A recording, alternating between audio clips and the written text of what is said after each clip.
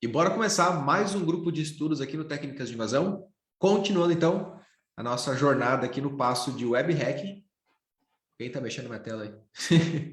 A gente vai falar agora sobre... Quem que desenhou na minha tela aí? Deixa eu limpar isso aqui. Como que... Pronto. A gente vai falar agora aqui sobre... Calma aí que eu travou aqui o... Pronto.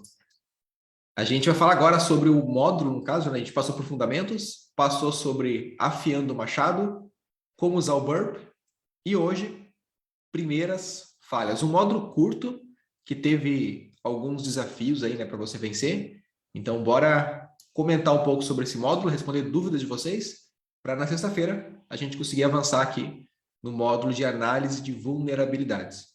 Lembrando que os grupos de estudos, né, até aconteceu que nos últimos grupos eu estou trazendo bastante conteúdo para vocês aqui, mas o nosso objetivo é mais responder dúvidas de vocês. É uma forma de ter uma interação assim de eu conseguir responder vocês em tempo real, não tanto ser uma aula, até para não ficar tão extenso, né? Teve 1h30, 1h e pouca. O nosso foco é tentar ser no máximo aí 30 minutos e respondendo as dúvidas de vocês, né? Então, basicamente, para a gente começar, primeiras falhas. A gente teve 1, 2, 3, 4, 5 aulas com 5 falhas. Inclusive, a falha de Open Redirect não só foi uma falha para explorar, mas também teve conceito muito importante. Eu acho que grande parte do web hacking hoje, dos conceitos, assim, foi trabalhado nessa aula aqui, de 36 minutos, tá? E essa aula, ela é basicamente, eu acho que pela primeira vez te trouxe a ideia de inserir, por exemplo, burlar um filtro, inserir algo não esperado, no caso, uma função de redirecionamento, né? Mas você botou algo diferente, você inseriu algo que o programador não esperava, você bypassou algum filtro. Tivemos laboratórios aqui, e eu queria ver aí, todo mundo fez laboratórios? Como que foi? Como que a gente está em relação a essa aula aqui? Deixa eu pegar os laboratórios, inclusive. Pode escrever no chat aí.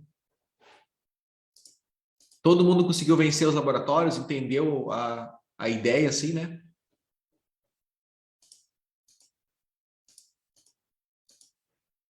De boa?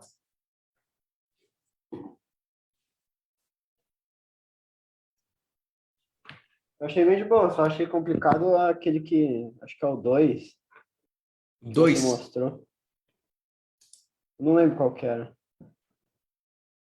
Vamos ver aqui, peraí. Então, aqui, né? Deixa eu pegar aqui o level 1, por exemplo. Era esse aqui, né? Ó, o level 1, né? Então, é um site do Zero VPN. E a gente tem o... Quando volta, né? A gente vai para o redirect e tal. O que a gente pode fazer aqui, tá? Deixa eu tentar só fazer uma coisinha, pessoal, só para abrir em tela cheia aqui o código fonte. Calma aí. É que eu não estou logado na minha conta, né? Acho que é isso. Peraí. Só para a gente conseguir visualizar em tela cheia aqui, sabe?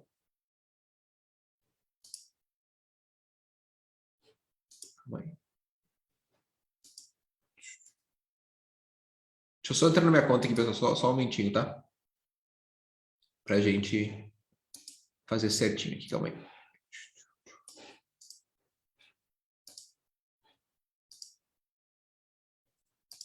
Cara, o único problema é eu lembrar a senha da... Aonde que está esse projeto aqui? Temos um problema aqui agora. Peraí, como que eu vou pegar esse código fonte?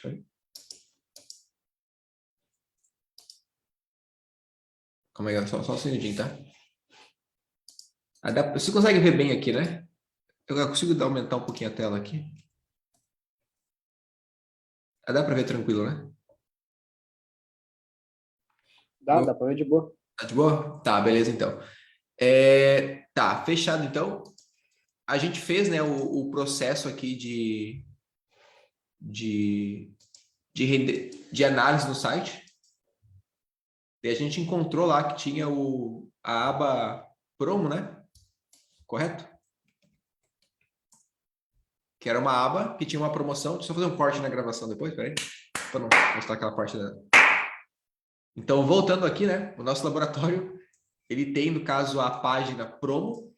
E nessa página, é uma página que a gente descobriu, talvez com o Recon. Chegou até uma página que não está mais ativa.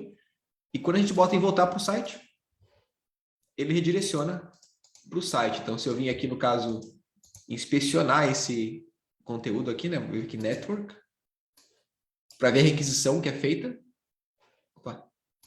Olha só, quando eu clico, eu consigo ver que tem aqui um redirect.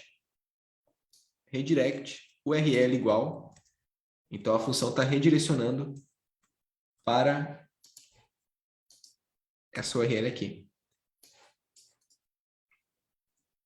Então, essa aula introduziu para vocês um conceito muito importante no Web Hacking, que é os valores que a gente passa para a aplicação.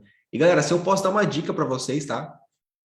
É que, vou botar assim, de 10, 7 do Web Hacking, talvez 8, é baseado nessa questão de parâmetros e valores que se passa para a aplicação.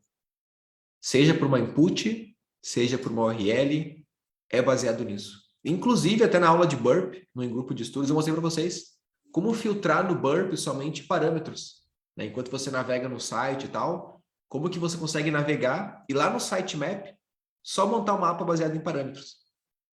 Vocês curtiram aquela dica lá? Eu acho que até ela faz mais sentido agora, né? Não tanto no módulo anterior, porque o módulo anterior era um módulo de Burp somente, mas agora vai fazer um pouco mais sentido porque a gente nos interessa encontrar pontos de entrada, parâmetros.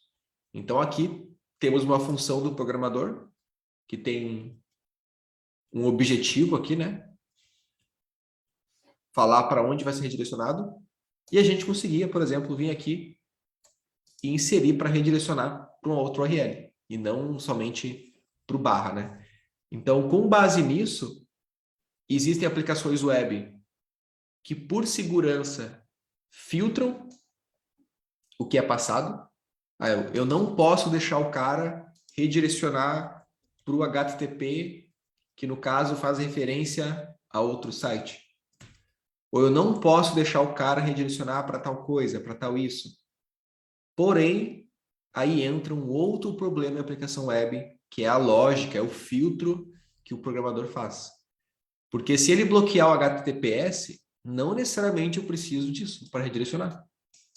Eu te mostrei lá uma payload com várias formas de fazer o redirect. Cadê o... Deixa eu pegar aqui a Web Hacking.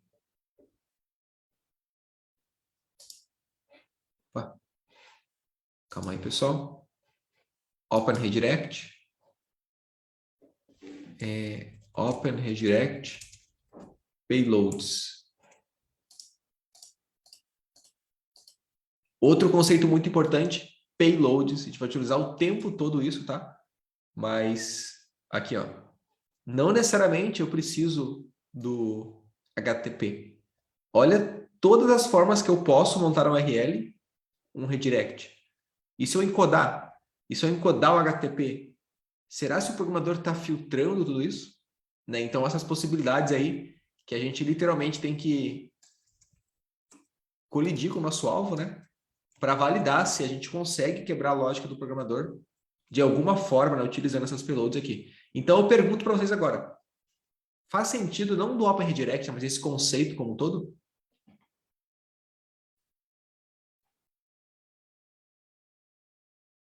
Porque é isso que a gente vai utilizar tanto no RCE, quanto, cara, seja o que for, assim, sabe? É trabalhar muito com isso, né? Às vezes, o fuzzing, ele não vai ser baseado em tentar burlar uma coisa, mas, por exemplo, tem um parâmetro que acontece muito, tá? Sei lá, user. Ou então, autorização. Alguma coisa assim, né? Autorização vai ter uma parada assim, tipo 0, tal, tal. E você não consegue identificar se é uma criptografia, se é um sequencial. Então, você começa a trabalhar com variações até descobrir uma outra possibilidade de ID aqui, né? Então, você viu que aqui é o 2. Então, agora você sabe que a parte sequencial, ela não é, no caso, o 4, 5, 6. Às vezes é o 3. Ou então aqui, né? 2, 3, 4. Depois muda aqui, porque é um número... É baseado nesse dígito, né? Que muda sequencialmente, não nesse aqui. São tudo testes que a gente tem que fazer muitas vezes em parâmetro, com fuzzy, com valores. Então, olha só.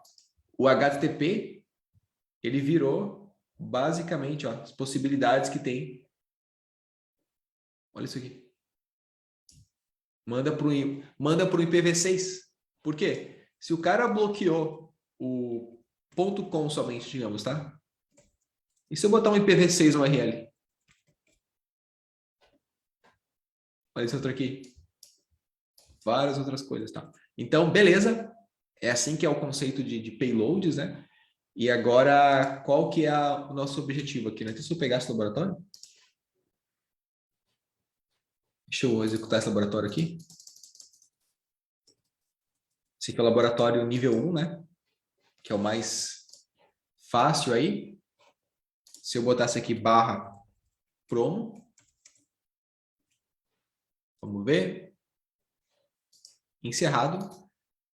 Inspecionar. Network. Quando eu volto. Isso que eu fiz em aula com vocês, né? Mas olha só, aqui está o URL.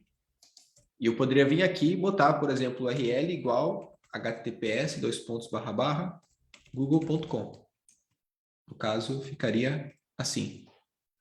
Estou simplesmente sendo uma URL, se dá um Enter, a gente foi para o Google. Ele fez o redirecionamento. Legal. Já no laboratório 2, que é um pouquinho mais difícil, né? Nesse laboratório aqui. Eu acho que eu mostrei para vocês em aula esse aqui, é só o 3 que eu não fiz, né?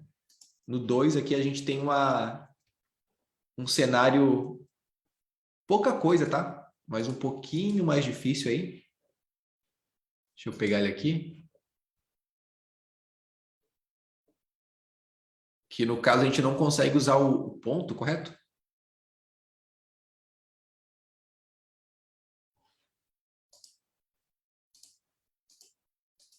Aqui, né? /promo. O que a gente não consegue no 2 é usar o ponto. Então, se você fizer um double encode no ponto, aqui ó, URL, se você vir aqui e botar https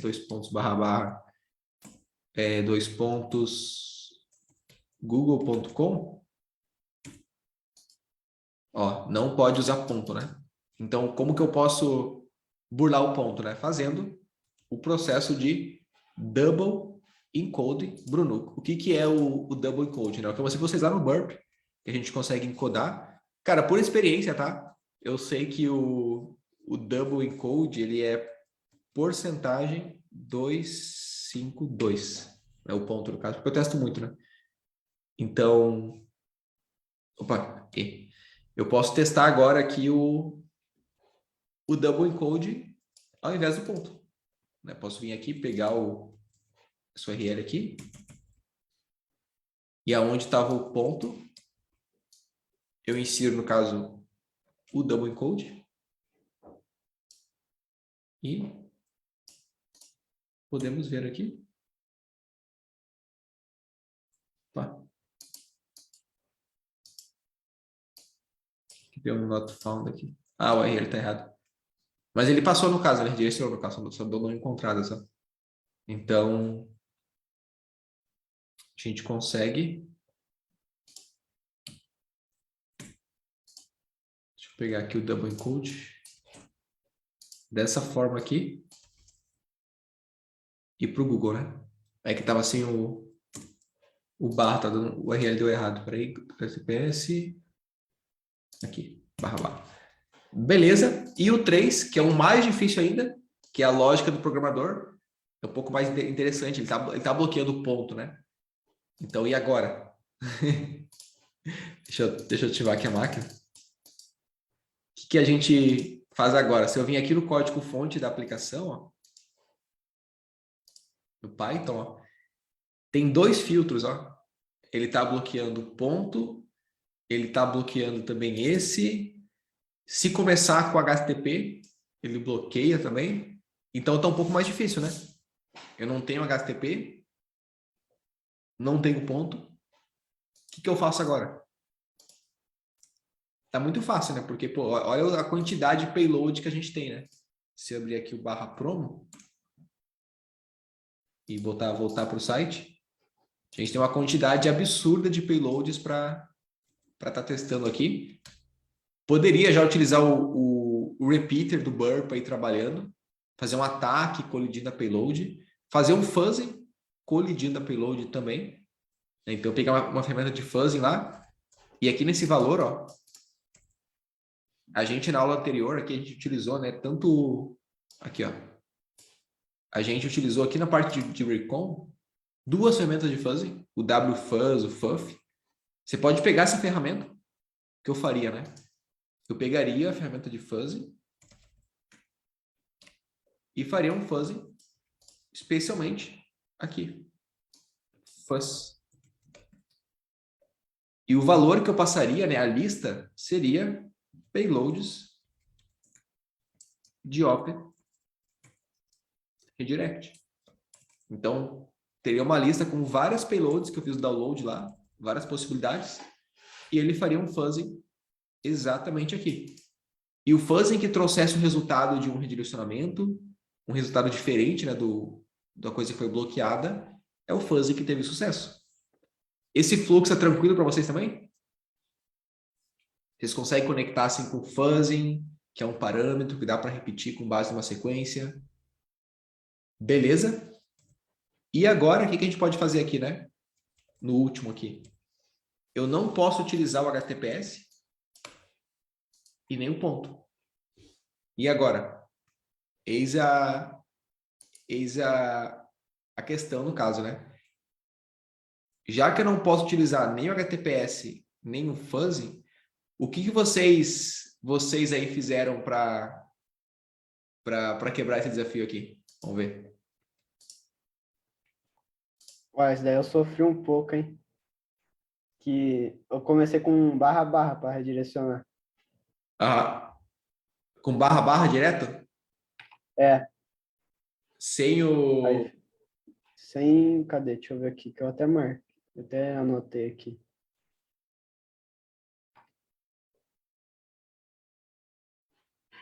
Deixa eu ver os comentários aqui do pessoal, inclusive. Encodar o HTTP? Boa.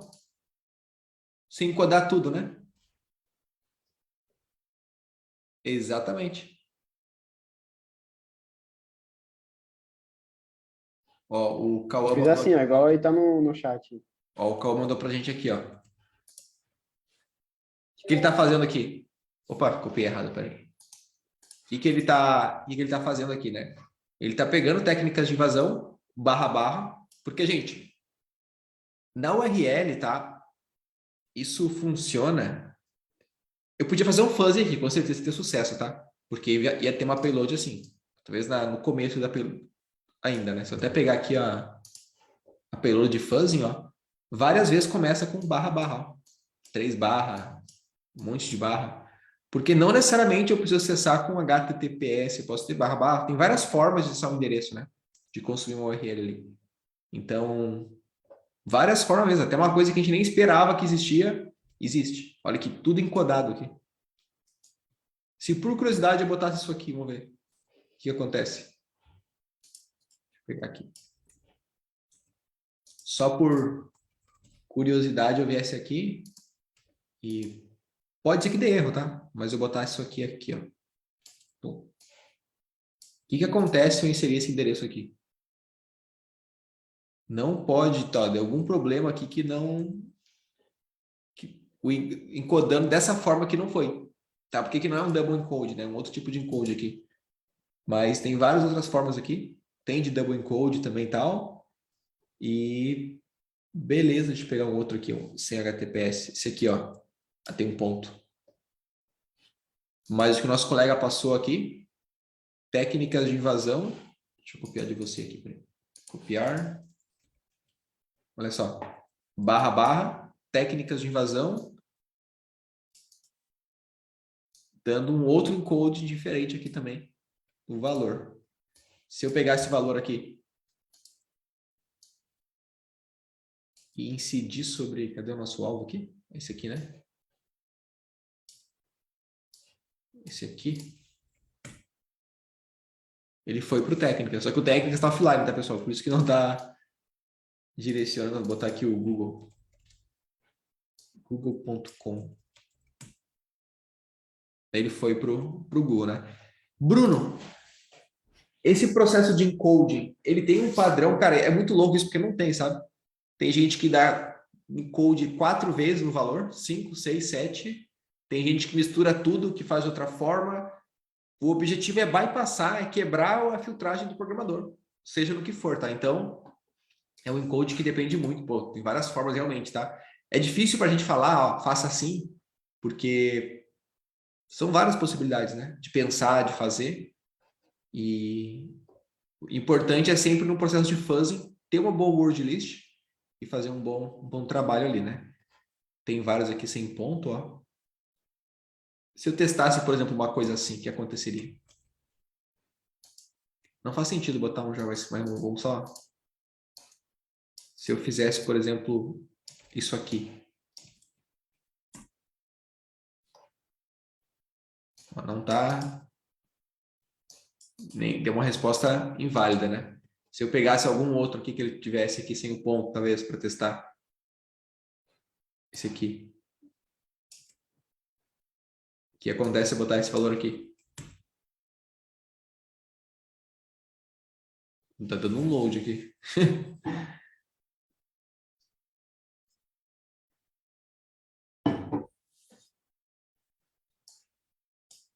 Está dando um load eterno ali. Esse aqui, talvez.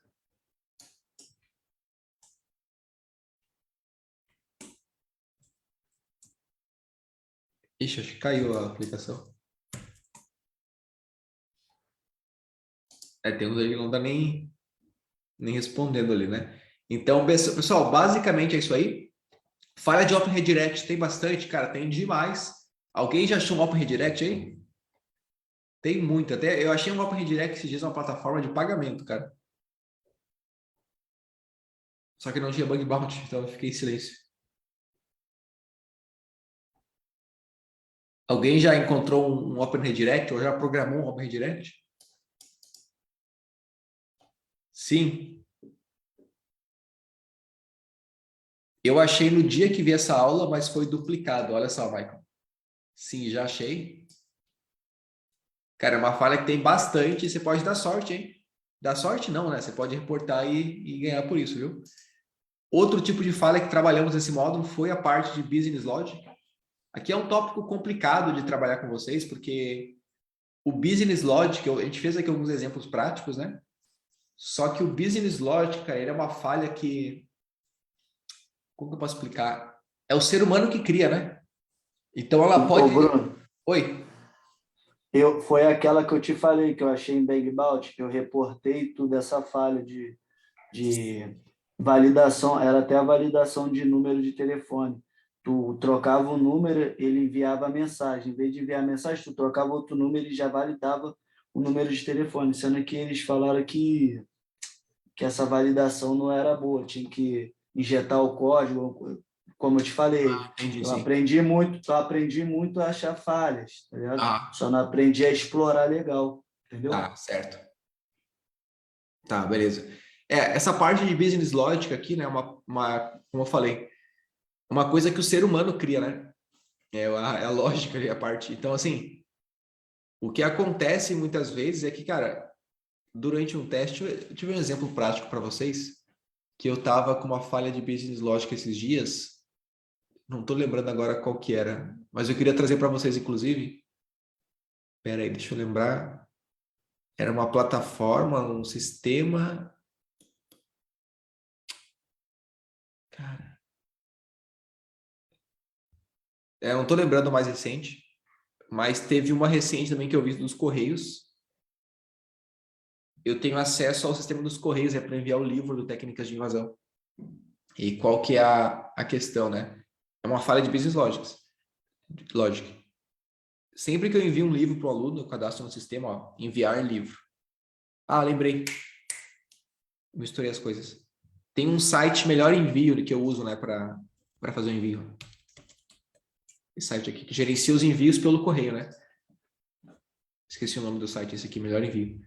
E nessa aplicação, essa falha eu reportei, tá? Porque, pô, era uma falha de business, soa como um bug, sabe? Tipo assim, é mais tranquilo de reportar. Não é uma coisa que tu vai falar, hackei seu sistema e encontrei tal coisa. É uma coisa mais, pô, tava usando e teve um comportamento estranho, entendeu? É mais fácil reportar, né? Como usuário, assim, como somente clicando, né? Não vai ter um impacto tão forte assim na pessoa que leu o e-mail. Então, qual que foi a parada, né? Sempre que eu emitia um livro do Técnicas de Invasão, até se tiver algum programador aí pode me explicar o que aconteceu no pensamento, tá? Mas sempre que eu emitia um livro, enviava um livro, e esse livro dava algum erro no envio, por exemplo, endereço inválido, alguma coisa assim, o envio era cancelado, né? Eu pagava, paguei, tentou enviar, endereço inválido. O envio era cancelado e eu podia alterar o endereço e enviar o livro de novo, gratuitamente. Eu podia mudar o endereço para enviar de novo. Só que o que eu fazia, né? O que eu fazia, não, né? O teste que eu pensei assim, eu falei, cara, deixa eu ver uma coisa. A hora que eu enviava o livro, ele gerava, se eu gerava um boleto bancário, né? Ele gerava um URL, ele gerava um boleto bancário para mim pagar, certo? E só isso, tinha que esperar pagar o boleto para poder enviar, né? Só que se eu gerar um boleto bancário e eu manualmente tem um endpoint, uma URL de erro, gerasse um erro no envio daquele livro, eu podia reenviar aquele livro sem pagar o boleto, entendeu? Só que eu tinha que acionar o evento de erro sobre o livro que eu gerei o boleto. Né? Então é uma questão de endpoint, mais na aula ali de endpoints, na parte de análise, a gente vai trabalhar sobre isso, tá? Mas era só fazer uma requisição na API ali, gerando erro naquele livro, e eu conseguia, no caso, falar que deu um erro no livro que não foi pago e liberava o envio gratuito, sabe? Então, é uma falha de negócio, de código lá, de estruturação, né? E ele não esperava que ia ter um evento de erro no livro que não foi pago, entende? Não tinha... A plataforma, por padrão, não tinha nenhum fluxo que... ele estava travado aqui em esperar o boleto. Só que eu sabia qual que era o URL que gerava o erro no livro. Então, eu só executei aquela URL, aquele lead point, para o livro, gerando o erro sem estar pago o boleto, no caso, e liberando o livro para envio. Deu para entender a ideia? Assim, eu vou tentar mais para frente vocês vão entender isso, né, pessoal? A gente vai fazer a numeração de endpoint, de funcionalidade e tal, pode ficar tranquilo. Mas é uma falha de business logic. Né? O programador não estava esperando essa condição. E aqui nessa aula, inclusive, né, eu te mostrei, por exemplo, baseado num cupom de desconto, baseado em controles e tal. Teve algumas formas de fazer isso, né? Deixa eu pegar aqui. E isso também é uma coisa muito presente em aplicações web. É você executar coisas que não é o fluxo padrão da aplicação. Né? Então, esse aqui qual que é? Essa aqui, ó, foi uma falha aqui de cupom. Né? O cupom sequencial. Tá bem explicadinho para vocês. Essa aqui foi de confiar no client-side, de mudar o preço de um produto. Isso aqui também, ó, endpoint. Então, qual que é a ideia, assim, né? A falha de business logic consiste nisso. E a gente quebrar a lógica do programador. Tem uma receita, uma forma exata de fazer isso? Não. O business logic, se a gente quebra, a gente testa ele realmente usando as coisas de uma forma diferente. É você pegar uma input. Eu falei na aula para vocês aqui, tá? É você pegar uma input e botar um -1, botar um -1000, é pegar, tentar editar o código-fonte da aplicação na hora que vai fazer o envio da requisição. Então, você tem aqui um produto, né? Produto é igual a R$10. E lá no código do seu Burp, quando você for fazer o envio, você muda o preço para 15. ou para 0. Por quê? Porque se o programador está confiando no preço do client-side para fazer o cálculo, que acontece demais, não tem ideia. Se ele está confiando no preço, porque você fez uma conexão no site, ele te enviou o código-fonte. E se ele confia nesse código-fonte que você vai enviar de volta para fazer a soma, para fazer uma compra, você consegue mudar os valores que está passando para o programador. Isso acontece, especialmente em aplicações de PHP.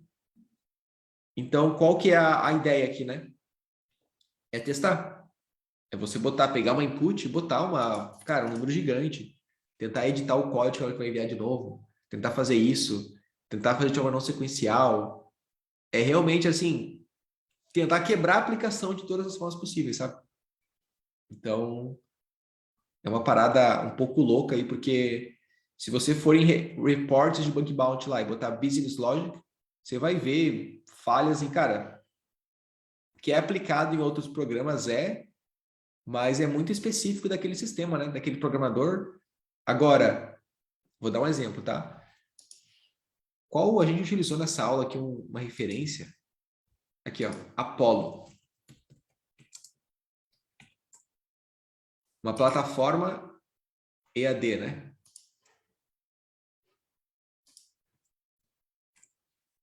O que você pode fazer aqui, né? Você pode pegar aqui o Apollo. Olha só. Você pode pegar o Apollo, que é essa plataforma que a gente usou como exemplo aqui, e a gente pode tentar ver quem programou essa plataforma. Quem foi o cara que programou. Por quê? Se ele cometeu essa falha de business logic aqui, é grande a chance de ele ter cometido em outros sistemas também. Gigante a chance. Porque é uma falha lógica dele. Isso é uma parada muito louca. Eu já encontrei, cara, um programador que só tinha vários outros sistemas, todos com a mesma falha de lógica. Todos, todos, todos. Vê como que é louca a parada? E como que eu posso encontrar aqui? Deixa eu ver, vamos pegar aqui. Deixa eu pegar aqui, ó, Apollo. Tô na aba do lado aqui, pessoal, só para pegar o LinkedIn aqui, peraí. LinkedIn.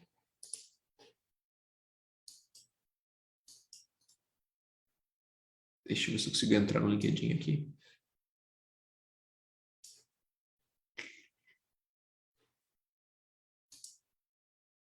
O LinkedIn. Apollo EAD. Cara, vocês encontram fácil, tá? É que eu não tô com o LinkedIn logado aqui. Eu vou tentar. Aqui, ó.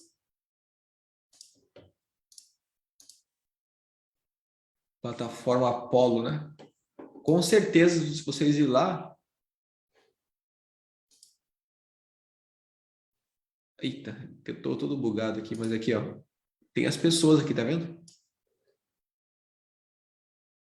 Tem mais, dá para ver mais pessoas aqui, ó. Especialista em WordPress, Ricardo Maia.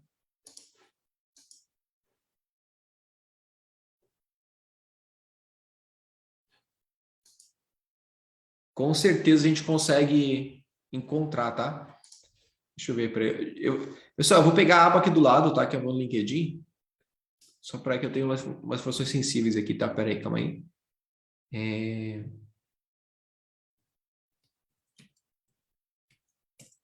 Deixa eu tentar ver se eu acho aqui. Acho que esse aqui, ó.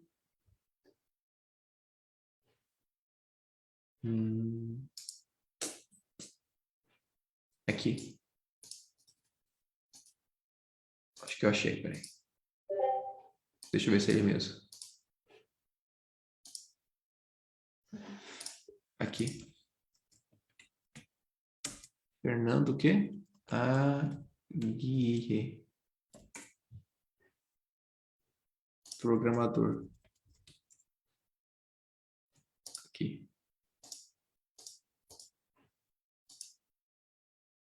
Não, não é esse aqui não.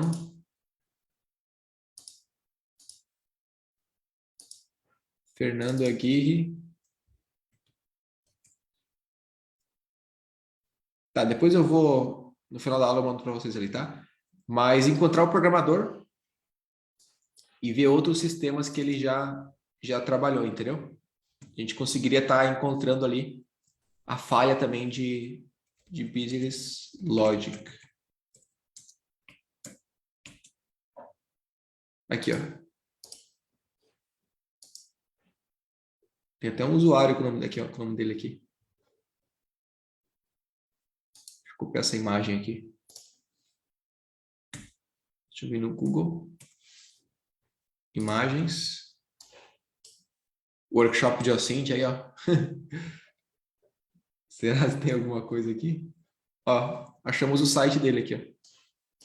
Se eu clicar. Mais de 14 anos construindo produtos. Hoje lidera o Responde App.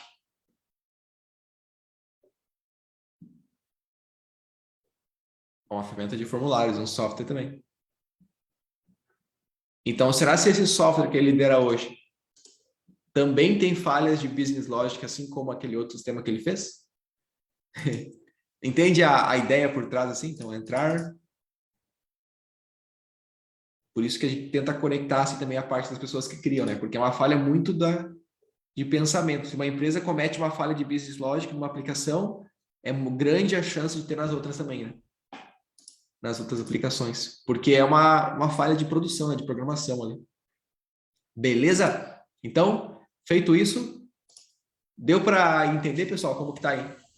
Essa parte de dúvida sobre business logic, como que a gente está?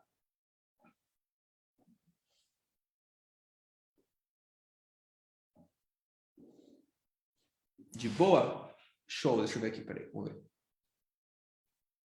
Encontrei um bug no sistema que tinha um botão Click to Call, que ligava direto para um PA de call center. Na requisição post aparecia um parâmetro extension ramal em base 64. Isso é outra coisa, viu? Sempre que você encontrar, galera, um base 64, um MD5, sempre tenta quebrar para ver qual é a palavra, o valor que está sendo encriptado. Daqui a pouco é admin, Pedro, é o usuário, ou então o número sequencial, 1, 2, 3, 4, só que está encriptado. Sempre tenta... Eu já encontrei também aplicação de pedido online, que tinha lá pedido, né, para acompanhar o pedido. Cada página de pedido aparecia cartão de crédito, o que a pessoa comprou, endereço, telefone e tudo. E eu conseguia acessar outros pedidos. Só que era um base 64 cada pedido, tipo, era uma coisa assim, né? E quando quebrava esse código, eu vi, né, que pô, o base 64 na verdade é 102. Então, se eu encodar o 103 para a base 64 e botar no URL, tipo, vai mudar aqui, eu acessava outro pedido. Então, era uma segurança baseada em quê? Mas acontece muito também. Valores encodados, precisa encodar, faz sentido, né? Então, beleza. No caso, eu alterei o número para outro ramal qualquer. Na sequência, liguei para outro setor da empresa. Olha só o que eu falei. Detalhe. Na requisição, havia parâmetros de SIP Server e Password. Pensei, será que é possível logar? Mas parei por aí. Exatamente, Michel. Tem que ficar ligado para isso, cara. Eu nem li tua mensagem, foi exemplo que eu dei quase, né?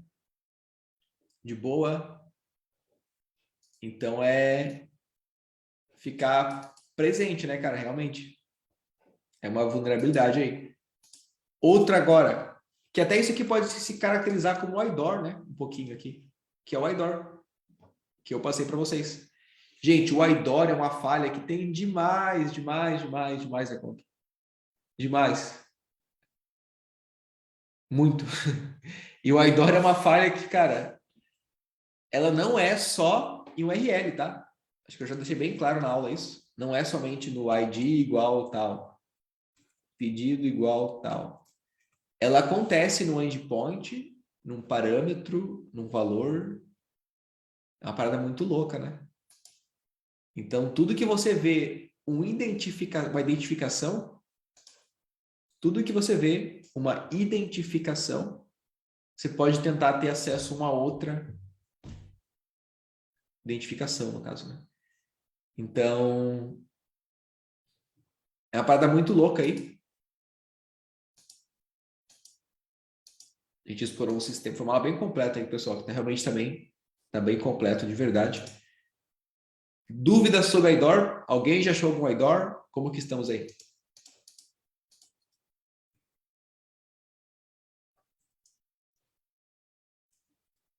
Show! Falha de IDOR, eu acho que é uma das falhas mais presentes hoje em aplicações web. Porque cada vez mais a programação ela está indo para a ideia de objetos, né? Identificação disso, daquilo, de API que passa o asset, no caso, passa a identificação. Cada vez mais a função da aplicação web, com a separação do front-end e do back-end, que eu já comentei com vocês, cada vez mais está indo para o deletar a função, tipo uma API que tem lá o delete igual identificação. E você consegue mudar a identificação aqui, né? E não tem uma autenticação para ver se aquele usuário que é o dono daquilo que pode deletar. Então, tu deleta outras coisas, tu tem acesso, tem automações que não são ações do seu usuário, no caso, né, digamos assim. Então, sempre que você vê identificação, identificadores, tenta executar para ver se existe aí um possível IDOR. Certo? Essa aula tá bem completa, galera. Mano, o IDOR também acontece no código da página. Sim, pode acontecer, Pedro. Eu achei uma falha no site de notas, editando a requisição no Burp, conseguia mudar a senha de qualquer usuário. Não precisava pôr a senha atual. Muito louco. Exatamente. Uma função de recuperar a senha, ela tem lá, o programador, né, fez uma estrutura enxuta, né, inteligente, de alta performance, que é uma API que faz assim, ó, muda a senha, nova senha. No user, daí tem o base 64 aqui encodado, e nova senha igual. Nova senha. 1, 2, 3. Daí tu vai lá e vê que o base 64 na requisição, na verdade, é um e-mail, por exemplo, ou é um ID, ou o nome de usuário. Daí você encoda um outro valor aqui, informa a nova senha e executa esse post, né? Executa essa interação e o sistema vai mudar a senha do teu usuário que você passou. Porque ele não está isolando, né? Que só quem pode mudar a senha é o usuário, aquele usuário, no caso, né? Tem um endpoint aberto aqui. E, cara, acontece demais isso, pessoal. Demais, demais. É muito louco. Beleza? Outra coisa também. RCE. Remote Code Execution. Todo mundo conseguiu fazer os labs aqui? Achei bem difícil. Labs incríveis. Apanhei. Resolvi os labs. A POC aqui. Como que foi os labs de RCE? Fechar tudo aqui. Como que estamos aqui? Labs de RCE. Foi meio complicado?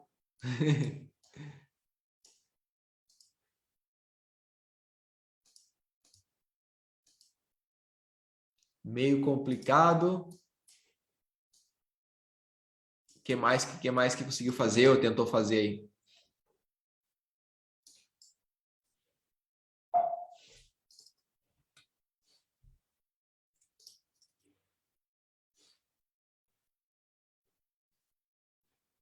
Quebrei a cabeça?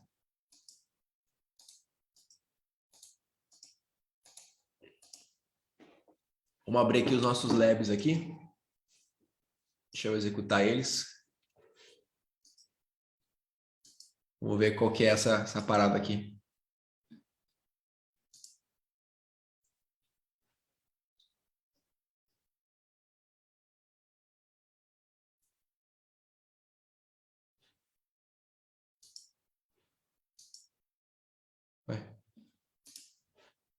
Tá quebrado o lab? O que aconteceu aqui?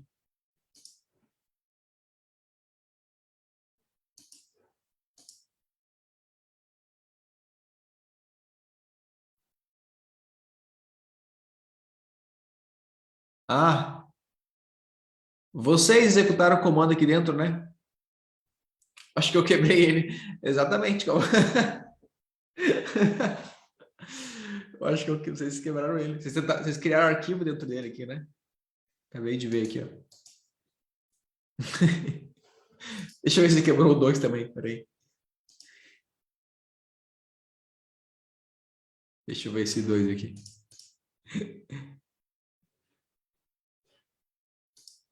Vamos ver o 2 aqui.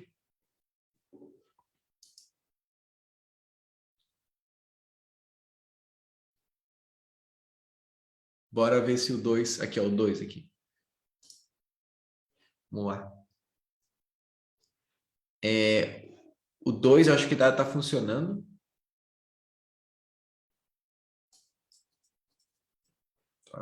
Acho que ele tá meio quebrado. Parece que tá meio quebrado aqui também, viu? Deixa eu ver aqui.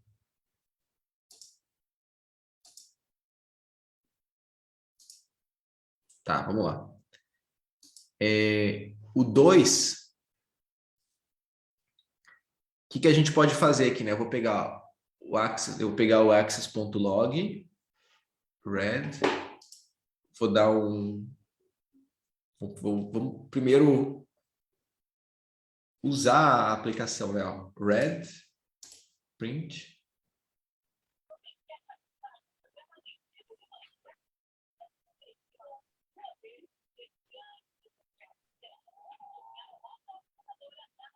Carregando aqui.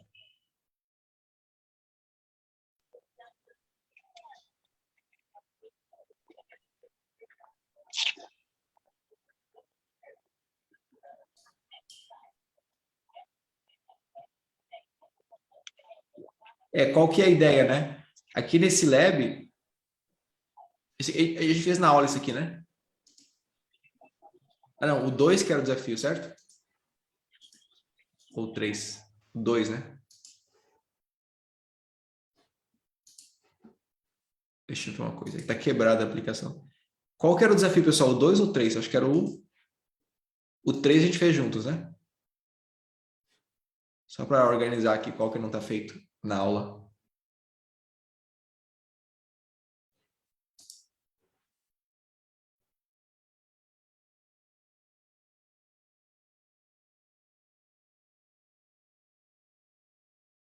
Calma aí, deixa eu carregar aqui.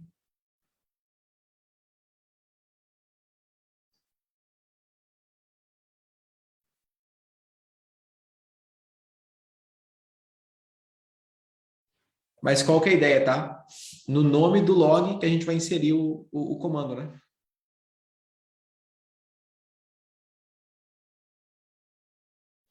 Espera aí. Eu vou deixar carregando, a gente faz esse lab no final da aula, tá? Só para não perder aqui. Git Exposed, tá tranquilo? Cara, o Git Exposed é uma falha, assim, pessoal, que é uma falha de sorte, né? Digamos assim a palavra. Tem que estar lá. Quem aí ficou com a extensão no navegador e encontrou vários Git Exposed, escreve eu no chat. Quem deixou a extensão .git no navegador, encontrou vários Git Exposed. Cara, é absurdo. Galera, para vocês terem ideia, vocês vão ficar de cara. Eu encontrei um Git Exposed no site da Isto É.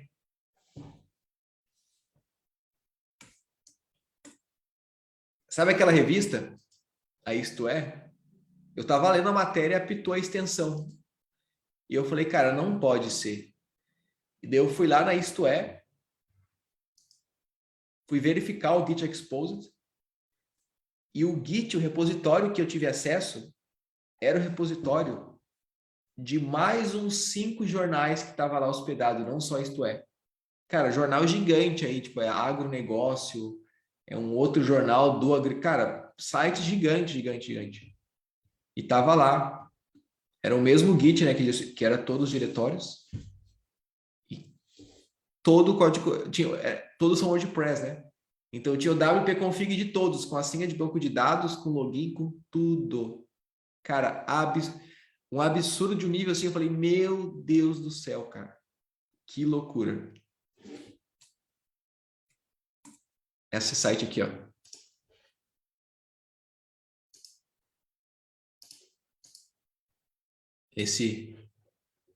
Era nesse site aqui. Não tem mais, né? Que eu reportei. Nesse aqui, ó. Era nesse aqui, na verdade. Isto é dinheiro. Então, do nada, estava navegando, apitou aqui. Git Exposed. Quando eu abri, isto é... Cara, era vários sites, tá? Era isto é dinheiro, isto é dinheiro. Tinha mais uns outros 8, assim. Sites grande. Tem um que eu não lembro agora o nome, que é de agronegócio. É um de trator também, um de... Cara, gigante. Eu fiquei de cara, eu falei, não acredito nisso. Todos WordPress, tudo vazado aqui, tudo no Git. Sabe quando você faz um... Tinha que ver minha cara, né? Eu dei um Git clone para baixar o repositório, né? Um Git dump. E começou o download. Eu comecei a ver domínio chegando aqui. Eu falei, meu Deus do céu, o que está acontecendo aqui? O que tá vindo para minha máquina aqui? Eu tenho que destruir o computador e botar fogo, né? Então, assim, Git Exposed, cara, sempre verifica. Tem demais. E essa extensão aqui, ela vai te ajudar a sempre estar identificando, né? Só que, assim, isso é importante, tá? O Git Exposed, muitas vezes, não tá no site .com.br. Ele está em subaplicações. Ele está no app.site, admin, infra, num diretório específico. Por isso que o recon ele é importante. Para você ter esse escopo abrangente, para ter vários locais que você pode encontrar um possível Git Exposed, tá? Então talvez a empresa aqui da Isto É, um júnior, que é um programador novo, foi fazer um projeto interno que é para newsletter de assinante e dentro do diretório documentos tem o Git Exposed. Então não é na aplicação principal, mas é um júnior que fez o sistema de newsletter que lá dentro tem documentos que dá acesso a tudo, entende? Tem que realmente abrir seu escopo no Recon para encontrar possíveis locais ali de testar, né, um Git Exposed. Certo? Então, essas foram, né, as falhas aqui das primeiras falhas. Cara, falhas incríveis, viu? Falhas incríveis aqui. Open Redirect, Business, IDOR, RCE, Git Exposed. Módulo poderoso mesmo. Incrível. E alguma dúvida sobre o módulo? E daí depois eu vou fazer esse desafio aqui com vocês. Vou abrir o Burp aqui e tal. Mas só para ver se tem alguma dúvida aí. Até agora.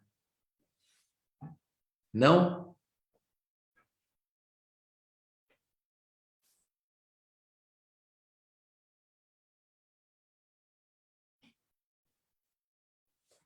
Certo.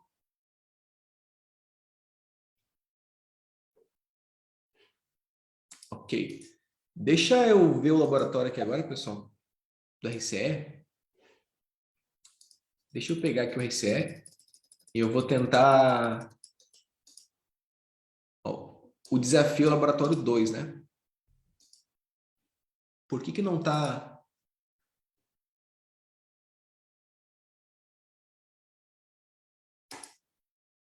Ah, funcionou aqui, né? Então, o que eu vou fazer, né? Eu vou abrir o meu Burp aqui. Vamos lá. Deixa eu abrir o Burp aqui. Next, Start. Bora pegar o Burp e ver qual que é desse laboratório aqui. Tá. Proxy. Vou usar o navegador do Burp mesmo aqui direto, tá? Tranquilo. Vou colar aqui.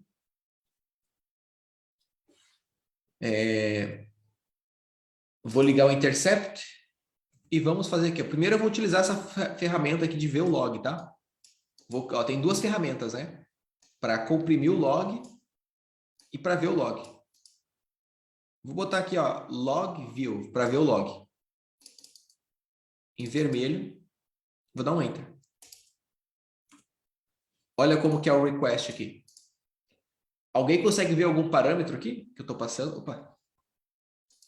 Alguém está vendo algum parâmetro aqui?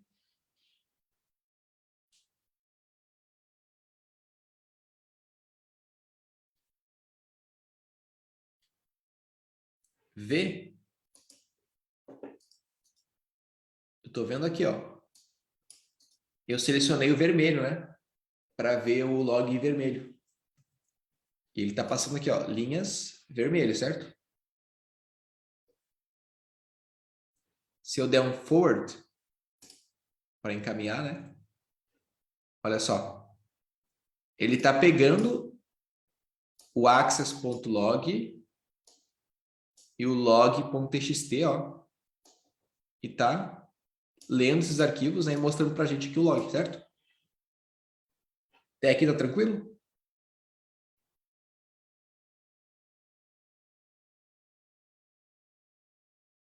Beleza. Tá. Então, olha só, pessoal, no Recon, isso aqui é uma funcionalidade de ver o log, né? Então, eu tenho que mapear isso aqui também, entender ela. Posso salvar essa requisição aqui, né, para entender que nela sempre faz a... Aqui, ó. Posso salvar isso aqui. É porque é uma função de viewer, né? De ver logs passando a cor da linha ali. Agora, se eu testar... Vamos testar outra coisa aqui. O log compression tool. Vou ligar o intercept e vou dar um enter. Vou botar aqui o access log. Olha só. Get compress log type access. Então ele está dando um get, o log comprimido, né? Ele vai pegar o log para mandar para a gente. E beleza. Ó, o log type access, porque tem dois tipos, né? Tem de erro e de acesso. Então, a ferramenta tem que fazer o download do log para a gente. Ela fala, cara, é o de acesso ou de erro, talvez, se eu botasse aqui. Vou dar um forward. E o log foi comprimido ali, né? Certo. Beleza. 71%, ó. O log com sucesso foi compactado, né? Tá. Para explicar para vocês, o que eu poderia começar aqui para explorar isso, né? Onde começaria aqui? Se a gente pensar... Deixa eu fazer o seguinte, peraí. Se eu pegar esse access.log aqui, tá? E fizer, por exemplo... Eu pegar isso aqui e botar aqui, por exemplo, hacker. O que acontece? O que eu entendo que essa ferramenta faz, né? Ela vai compactar o log. Legal. Então, eu estou passando o valor access ou o valor erro, né? Que é o outro log. Eu posso tentar assumir que lá na linha de comando do Linux, do servidor, não sei onde ele está fazendo, ele pode estar dando aqui, cara, um zip, né? Ele está compactando o access. Só uma analogia, tá?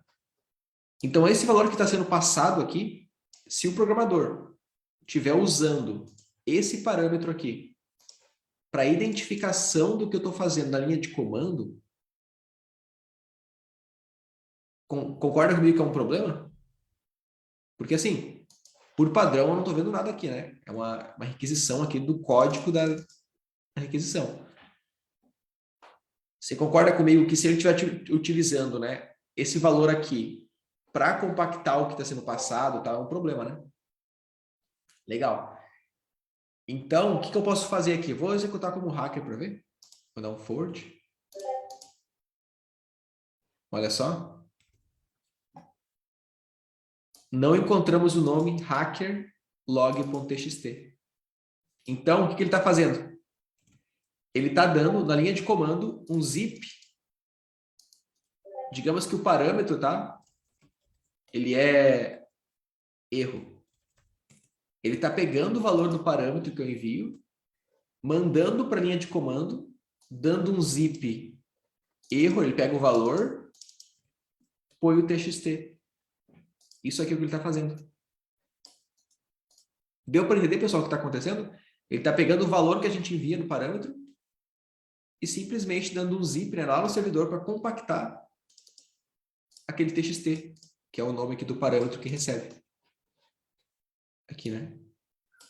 Galera, deu para pegar essa ideia? Ou seja, um valor passado está sendo executado numa linha de comando, né? Um comando. E o que é o RCE? O Remote Code Injection. É eu injetar um comando dentro de um comando, certo? Escreve no chat aí se faz sentido.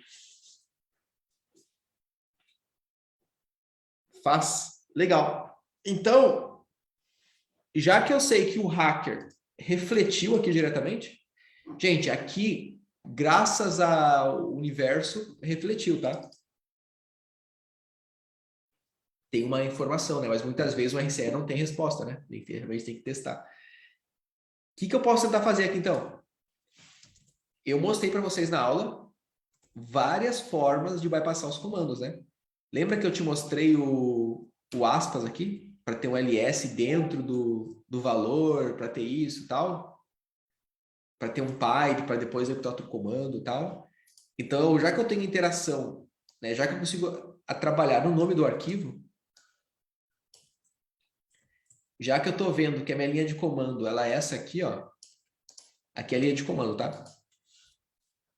Já que eu estou vendo que aqui o meu valor reflete, como que eu posso injetar um comando aqui dentro, cara? Que parada louca, né?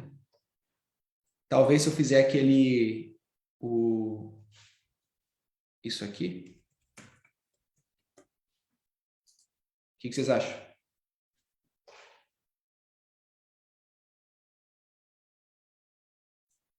Faz sentido? Lembrando, pessoal, que na aula eu trabalhei isso com vocês, tá? Várias formas de digitar um comando dentro de outro e tal. Porque se eu botasse um pipe, talvez... Vamos ver isso aqui? Who am I? Talvez assim funcione? O que eu vou fazer, tá? Eu vou gerar um novo log e vou mudar aqui para who am I? Vamos ver? Ó, runner. Usuário runner. Então, o comando who am I, ele foi executado lá no nome do arquivo, né? No nome do arquivo agora, ao invés, o meu parâmetro é isso aqui, né? Então, ao invés de ser o access que ele acessou, ele injetou isso aqui lá dentro do nome do arquivo. E falou que eu sou o runner. Se eu desse um ls, por exemplo, vou botar aqui um ls. Aí, ó. Demos o ls no servidor, né?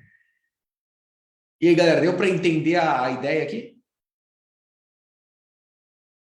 Então, assim, a gente venceu no caso, né? Agora eu poderia trabalhar no servidor, né? Subir uma shell, fazer por sequência. Mas, basicamente, esse foi o objetivo, né, do laboratório 2 aqui.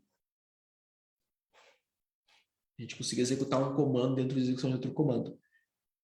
Cara, RCE, ele tem a característica dele, tá? Como se fala assim, são operações feitas, né? Que você falar que, pô, cara, isso aqui é uma operação, isso aqui está sendo feito lá. Deixa eu tentar mudar pipe, executar, são várias possibilidades. Na próxima aula, a gente vai falar sobre scanners, análise, depois sobre falhas, técnicas de hacking. Então, sexta-feira é a nossa próxima aula aqui. Vai ser bem legal essa aula. O que mais temos de dúvidas, pessoal? Vamos lá. Passou de 30 minutos ou não? Passou, né? Ixi, passou. Vamos lá. O que mais temos de dúvidas aí? sobre esse módulo inicial de primeiras falhas? Cara, para ser sincero com vocês, tá bem explicado as aulas. Aquela coisa, você realmente assistir as aulas, tá? Isso aqui, eu até poderia explicar aqui, né, um pouco mais da injeção que foi feita aqui e tal. Só que, cara, realmente está bem explicado aqui na aula, né? Aqui na GRC. Né? Como injetar comando, como quebrar uma linha de comando e tal. Tem várias possibilidades aqui, Ô, Bruno, bem explicadas. Oi? aqui na parte de Open Redirect aqui, ó, que eu vi que você fazendo ali, você descobriu um Open Redirect, você colocou, tipo, exemplo ali, o técnicas de invasão. Você Certo. pode colocar ali também ali para, é só um site, um arquivo, O vai Hopper fazer o Redirect, redirecionamento? ele redireciona para qualquer coisa, tá? Qual que é... Cara, tem empresa de bug bounty hoje, por exemplo, ou de pentest também, que não considera o Open Redirect uma falha grave. Tipo, é uma falha, beleza. Tá tudo bem. Nem pagamos ela. Só que, na minha opinião, pessoal, por exemplo, a TIM, o bug bounty da TIM lá não aceita o Open Redirect. Tu reporta, não vale nada.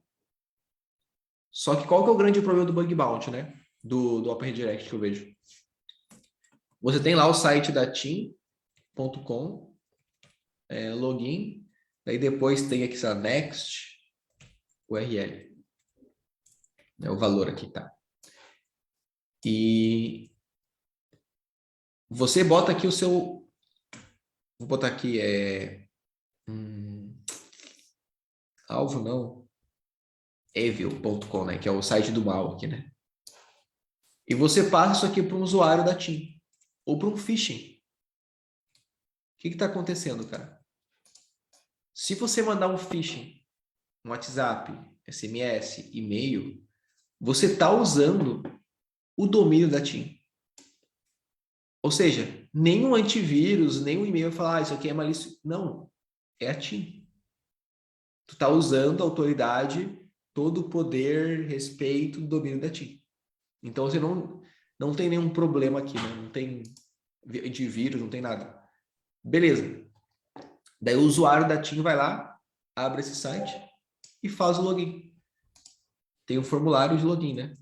Ó, tô na página de login, né? Então tem e-mail e senha.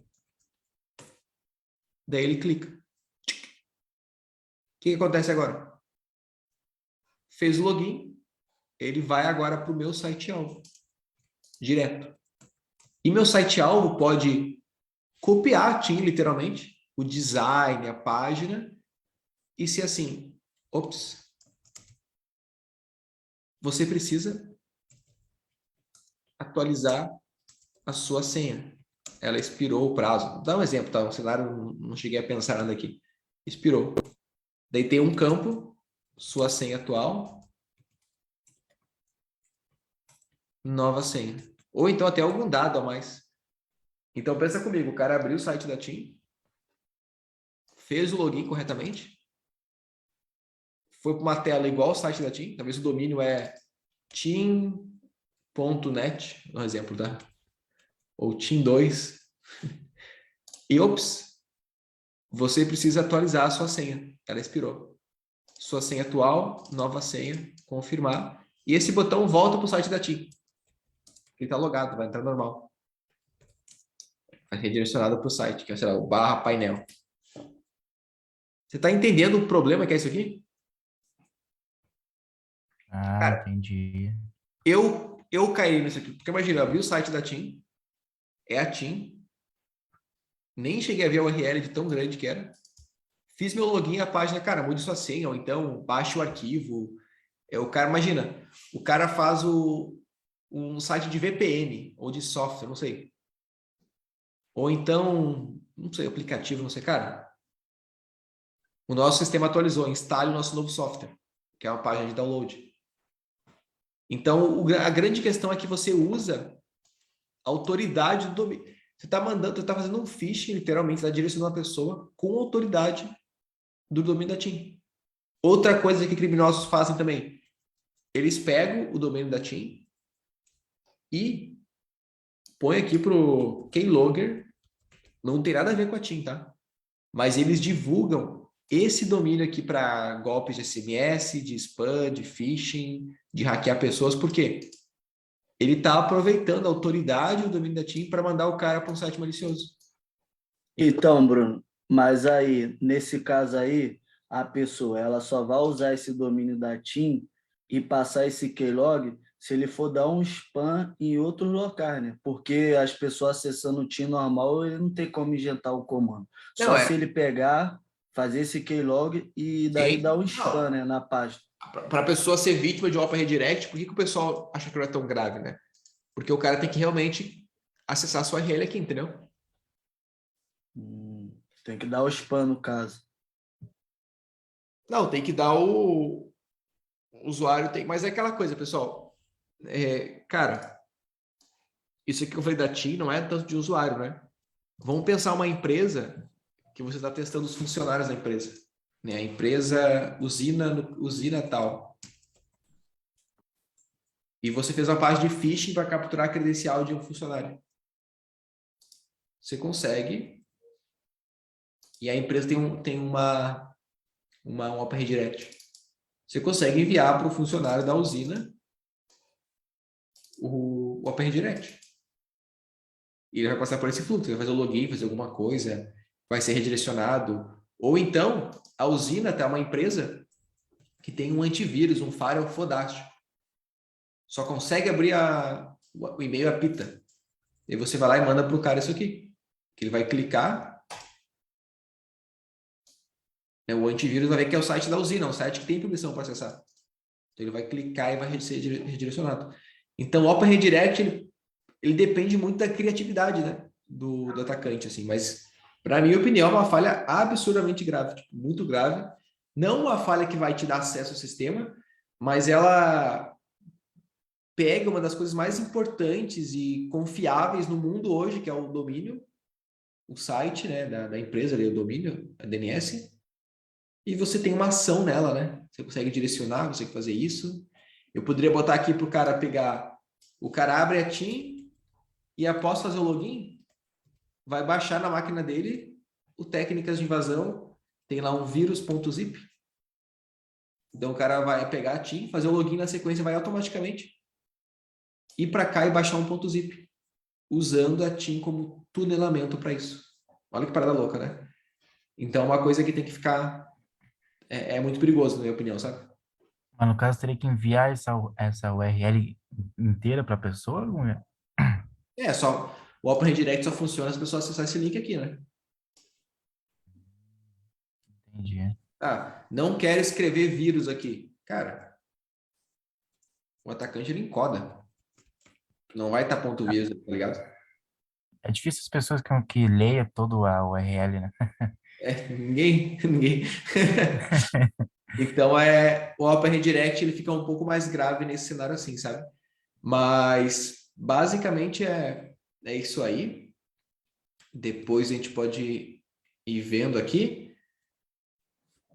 Nosso próximo grupo de estudos é sobre scans. Galera, mais alguma dúvida aí? Bora lá. Eu vou parar a gravação para não ficar tão grande aqui, tá? Ou tem mais alguma dúvida pertinente para estar na gravação? Só para saber aqui. Conta até 5. 5, 4, 3, 2, 1. Para quem assistiu a gravação, muito obrigado aí por ter participado. Espero poder te ver no próximo grupo de estudos ao vivo com a gente. Pausar a gravação. Calma aí.